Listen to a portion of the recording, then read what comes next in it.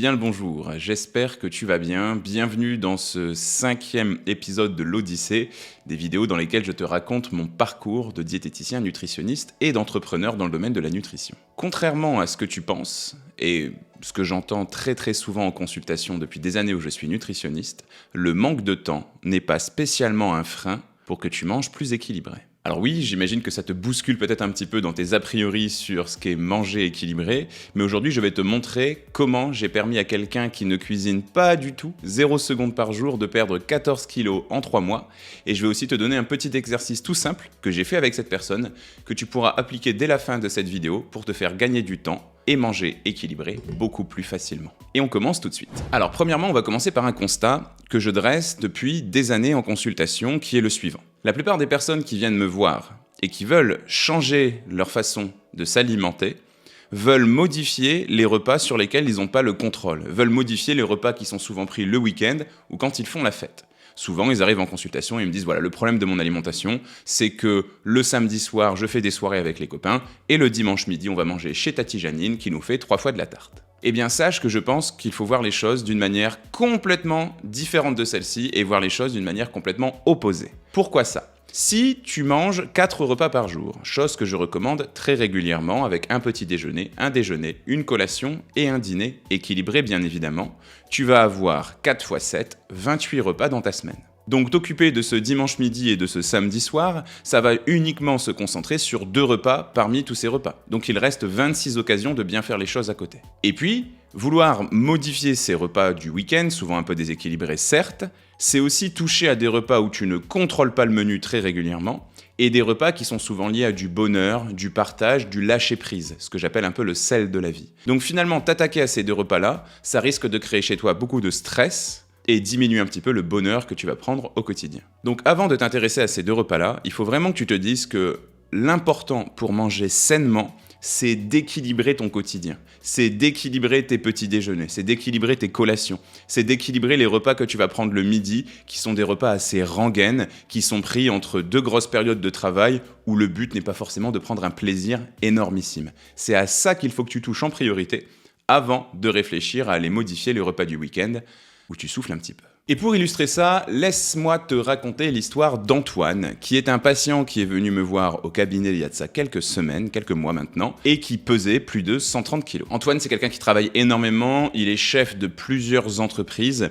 et il n'a pas du tout le temps ni la volonté de cuisiner, même s'il est très motivé pour perdre du poids. Il ne prend jamais de petit déjeuner, il n'a pas le temps pour ça, et il ne prend jamais de collation dans l'après-midi, il n'a pas non plus le temps pour ça. Le midi, il est là aussi entre 2 clients, donc il doit faire quelque chose de très efficace, et ça fait une quinzaine d'années qu'il va aller manger des sandwichs triangles, tu sais, de chez Dona, qu'il va aller manger des McDo, bref, des choses qui sont très déséquilibrées, mais qu'il va manger dans sa voiture sur le pouce avant de retourner tout de suite travailler le plus vite possible. Le souci, en plus de tout ça, c'est que comme sa journée n'est pas du tout équilibrée, quand il rentre chez lui le soir et qu'il a besoin de réconfort avec sa petite famille, il mange pour 3 les repas que sa femme lui prépare, même si parfois ils sont équilibrés, il va manger dans des quantités phénoménales, ou alors il va manger énormément de fromage et de pain, voire aussi beaucoup de desserts très sucrés pour finir ce repas, parce qu'il rattrape toutes les calories qu'il n'a pas mangées sur la journée. Bien, le portrait est dressé, on a donc quelqu'un qui veut perdre du poids, mais qui veut manger dans sa voiture et ne jamais cuisiner. Eh bien, sache que j'ai respecté ces 2 exigences assez précises et particulières, et qu'Antoine, il est aujourd'hui à moins 14 kilos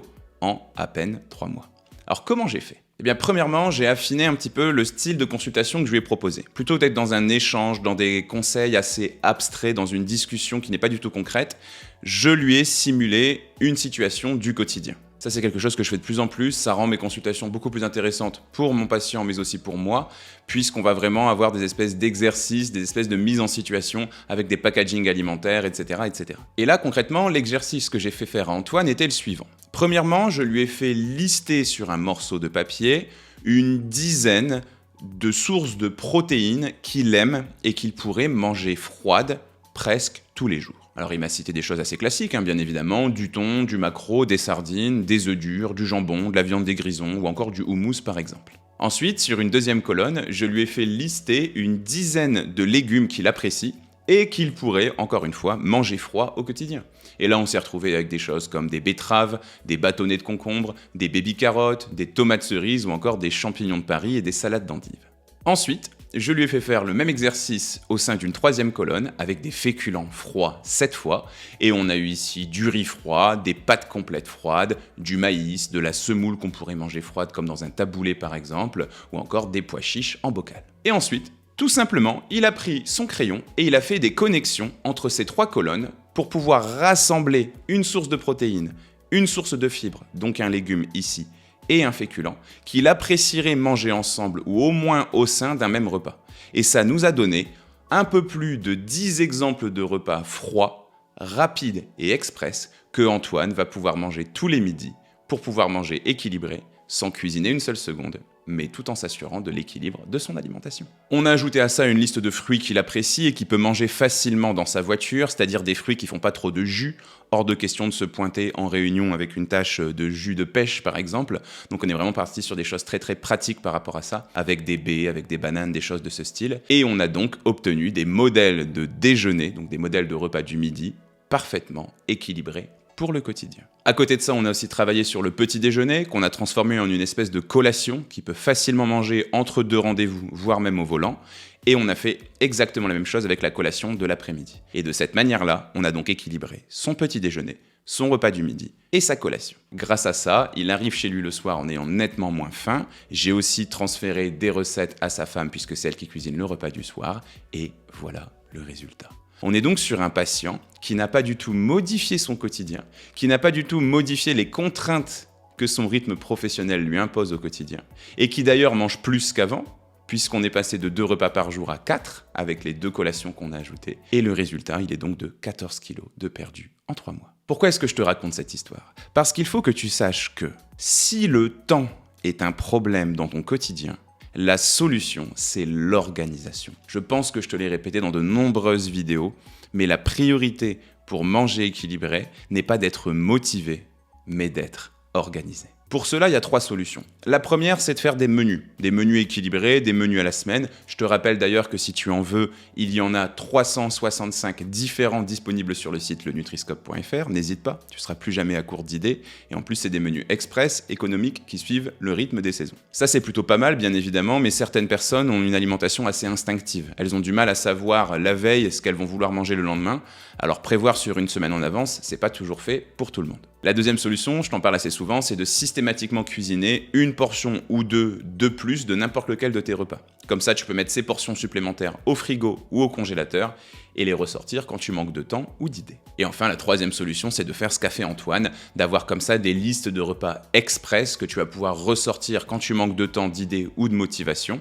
Ça s'applique avec ce modèle de manger dans la voiture froid, mais il y a aussi d'autres choses que tu peux faire chez toi. Je sais pas, le soir par exemple, tu peux facilement te faire une omelette avec des champignons de Paris. Et puis une fois que tu as cette base d'omelette avec les champignons, bah tu changes les champignons. Et puis tu mets des dés de courgettes, ou tu vas mettre de la tomate et de la feta par exemple. Tu vas changer les choses selon tes envies et le rythme des saisons. Tu peux aussi faire des salades express chez toi.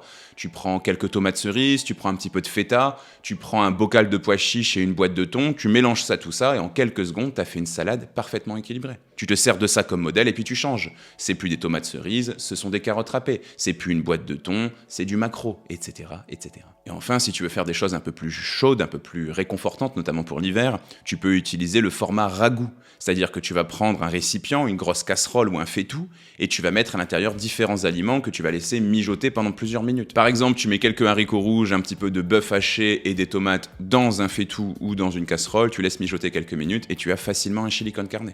Et tu peux te servir de base en modifiant la protéine, le féculent ou le légume pour avoir des ragoûts aussi rapides à cuisiner, mais avec des goûts très différents. Je terminerai juste en te précisant que si tu as peur que le mélange des ingrédients que tu vas faire n'a pas bon goût, tu fais un petit peu fausse route aussi. Je me rappelle d'une conférence que j'avais faite devant de nombreuses personnes où on avait cherché pendant plusieurs minutes une protéine, un féculent et une source de fibres, donc un légume en l'occurrence, qui ne vont pas du tout ensemble. Et bien on a mis pas mal de minutes à trouver quelque chose parce que finalement, c'est surtout les épices, c'est surtout les aromates, la façon dont tu vas cuisiner les choses qui va donner de l'harmonie à ce que tu vas préparer. Bon, sinon on avait trouvé quelque chose qui était pas bon, je crois qu'on était parti sur haricots rouges, betteraves et magret de canard. Effectivement, ça doit pas être génial. Si cette vidéo t'a plu et si la pédagogie que j'ai utilisée ici t'intéresse, n'hésite pas à passer sur le site lenutriscope.fr où tu trouveras des programmes pour les hommes, pour les femmes et pour les femmes ménopausées dont le but est de t'apprendre à manger équilibré pas à ton rythme. Bien évidemment, si la vidéo elle t'a plu, je t'invite à me laisser un like et à me le dire en commentaire. N'hésite pas aussi à t'abonner à la chaîne si c'est pas encore fait.